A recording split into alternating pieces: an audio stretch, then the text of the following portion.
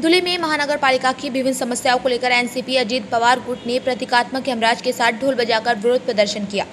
राज्य सरकार ने वास्तविक रूप से भागीदारी एनसीपी अजीत पवार गुट को विरोध प्रदर्शन करने की नौबत क्यों आ गई है, ऐसी चर्चा धुले में चल रही है। क्या महानगर पालिका चुनाव को ध्यान में रखकर विरोध प्रदर्शन किया गया है, ये सवाल इस अवसर पर उठ रहा है।